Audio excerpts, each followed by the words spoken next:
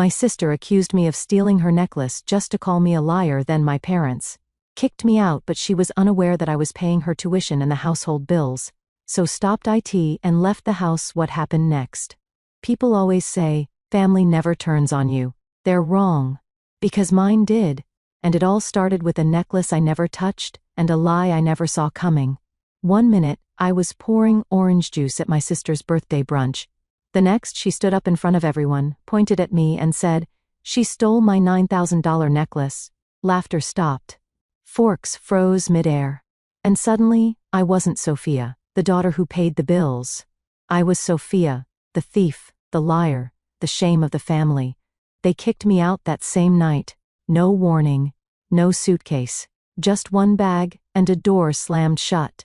What they didn't know, I had been paying for everything, their rent, their electricity, even my sister's college tuition. And when I walked away, I didn't just take my things. I took their entire foundation with me. This is the story of how they tried to ruin me, and how, piece by piece, they ended up tearing down their own world instead. My name is Sophia, and I'm 28 years old. If you told me a few months ago that my own sister would accuse me of stealing a $9,000 necklace just to humiliate me in front of our entire family, I would have laughed.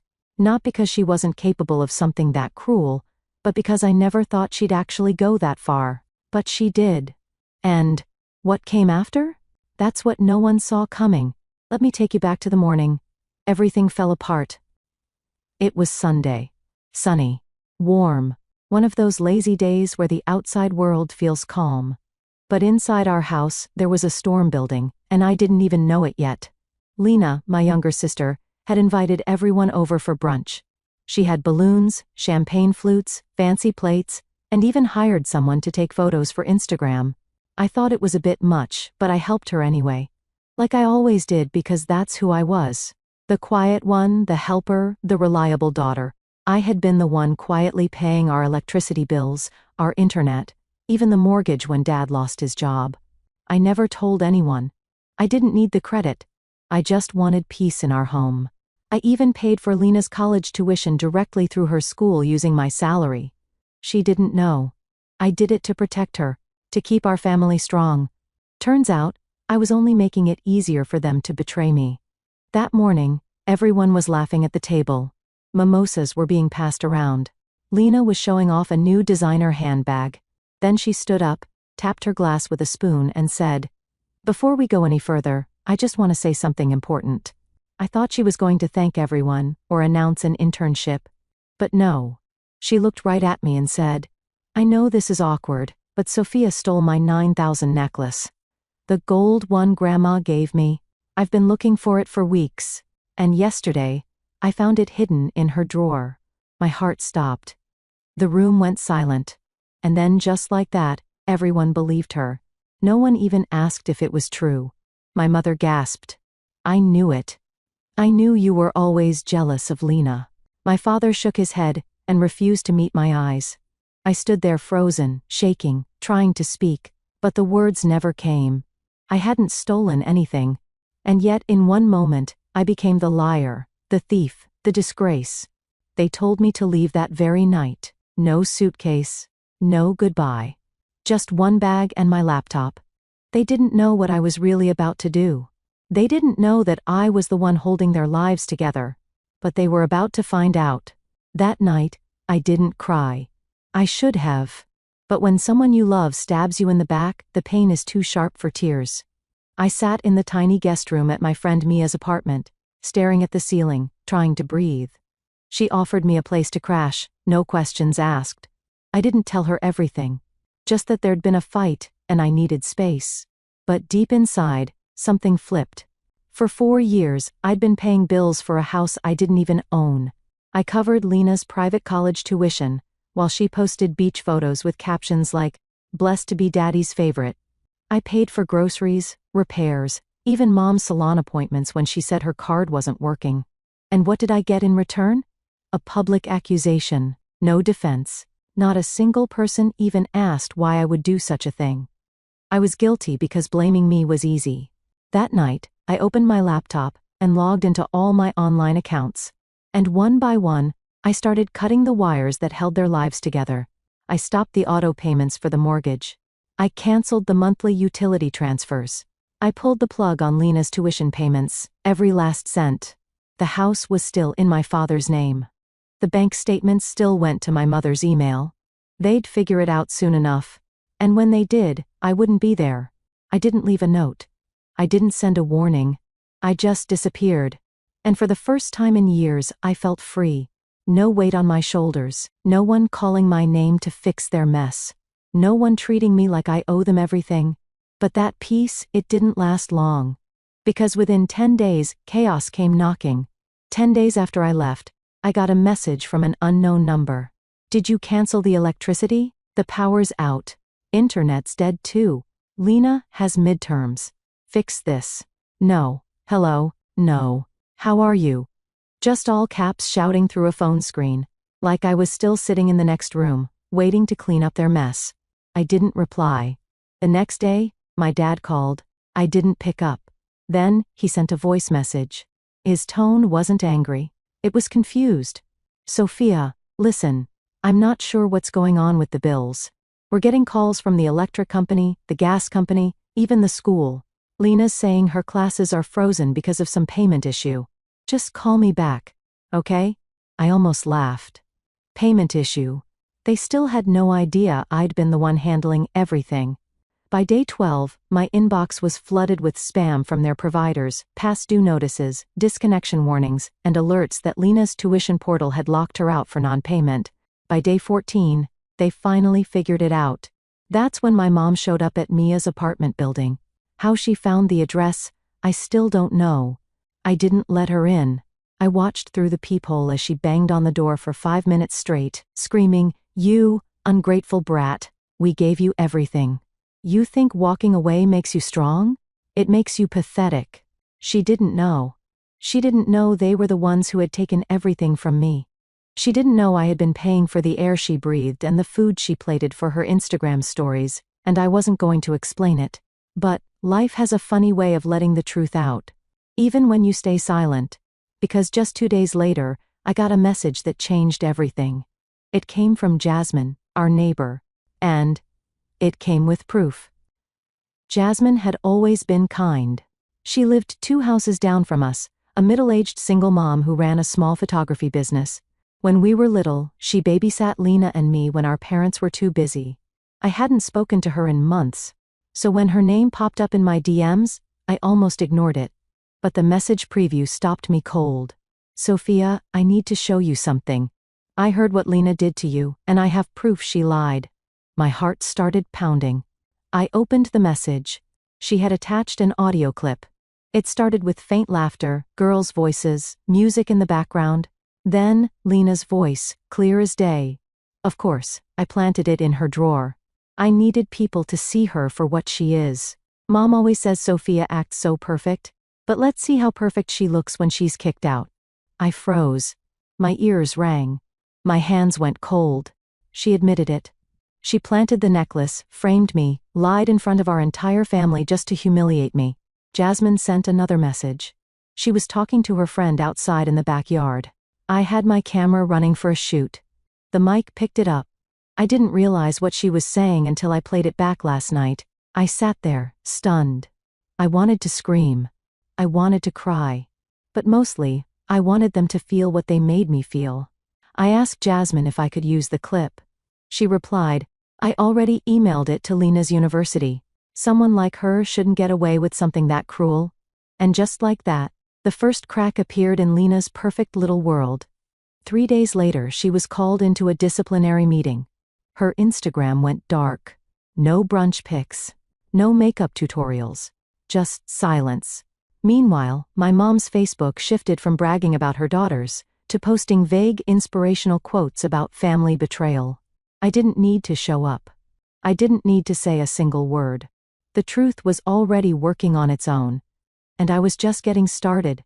By the time Lena's second disciplinary hearing came around, word had spread. Jasmine's audio clip hadn't just gone to the dean. It got shared in group chats, then posted to a student forum.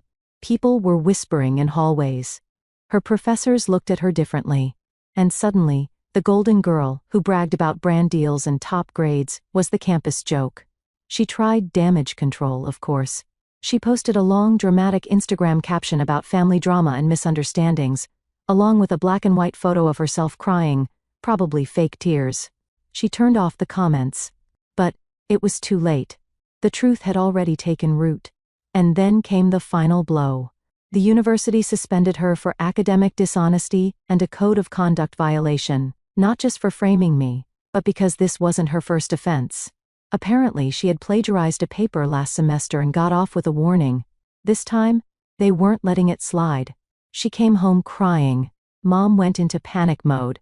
Dad looked like a ghost, sitting in silence, drinking coffee like it was water. The house, once loud and flashy, had turned quiet and cold. And the twist? They couldn't pay for anything anymore. The mortgage hadn't been paid in over a month. Utilities were shut off one by one. Mom called the power company in a rage, only to learn the account was under my name and had been permanently closed.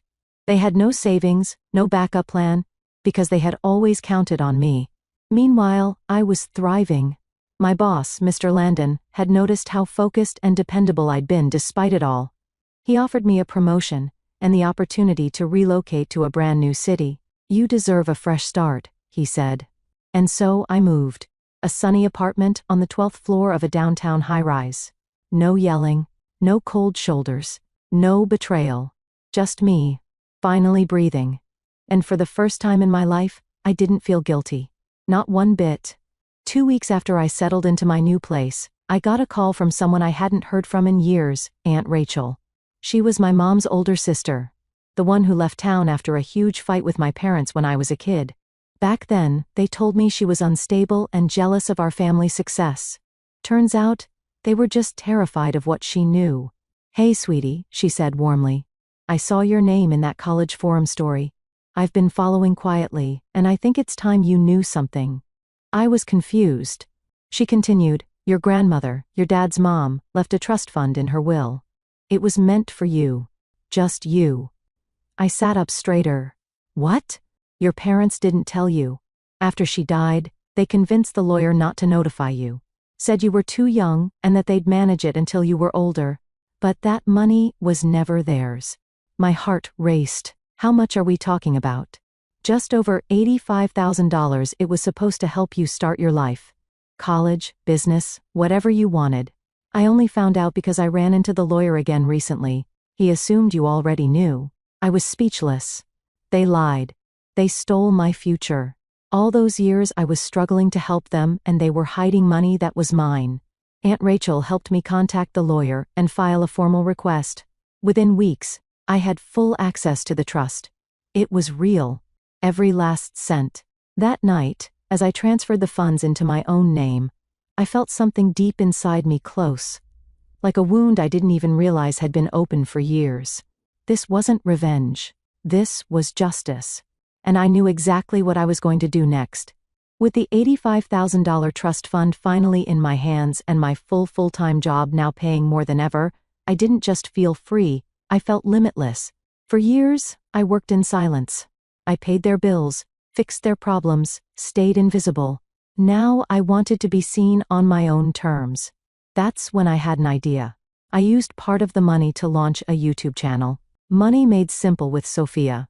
I filmed it in my small but bright apartment. My first video was called, "They Called Me a Thief, but I Was the One Paying Their Bills." It blew up overnight. Thousands of people, especially women, started commenting. "This is my story too. You're so brave for walking away. They don't deserve you." I started teaching financial basics. How to budget, how to spot toxic financial manipulation, how to leave when you're being used. Sponsors started reaching out. So did podcasts and blogs. My story became more than just mine. It became a voice for people who were tired of being the family doormat. And my parents, they eventually sold the house.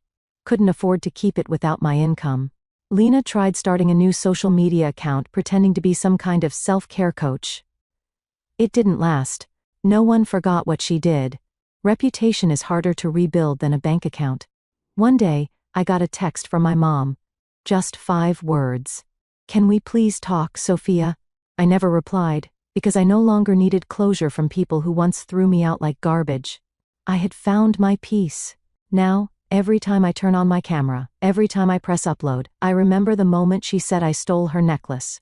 And I smile. Because in trying to tear me down, they built the strongest version of me I've ever known. They kicked me out. So, I built a kingdom. And this time, no one is allowed to steal it. It's been almost a year now. A full year since I was kicked out of my childhood home with nothing but a backpack and a bruised heart. A year since I was called a liar, a thief, and a burden by the very people I had been sacrificing everything for. Funny how life works. Back then, I thought I was losing everything. But really, I was being set free. Now I wake up every morning in a place that's quiet, clean, and peaceful. My apartment overlooks the city skyline. I drink my coffee by the window while answering emails from clients and collaborators who respect me. I've gained over 600,000 subscribers on YouTube. I've spoken at conferences, been invited on podcasts, and helped thousands of people, especially women, cut financial ties with toxic families and start over. Sometimes, I hear through extended family that my parents watch my videos in secret. Lena too. Apparently they're shocked that I turned out this way. But the truth is, I didn't turn out this way. I was always this woman. They just never looked closely enough to see me. And now, they can watch me from afar. They can sit in the silence I once lived in. They can feel the absence of the person who kept their lights on, their fridge full, their name clean. I don't hate them. I don't even wish them harm, but I do hope they understand this much. When you bury someone in lies, they don't disappear. Sometimes, they bloom. And that's how I turned their betrayal into my breakthrough. They tried to destroy me with lies, but I walked away and built a life they can only watch from a distance. If you've ever been blamed for something you didn't do or used by the people who should have protected you, just know this: walking away isn't weakness. Sometimes, it's the most powerful thing you can do. Thank you for watching my story. If you felt this in your heart, please like, share, and don't forget to subscribe. Because the next story? It's even more shocking.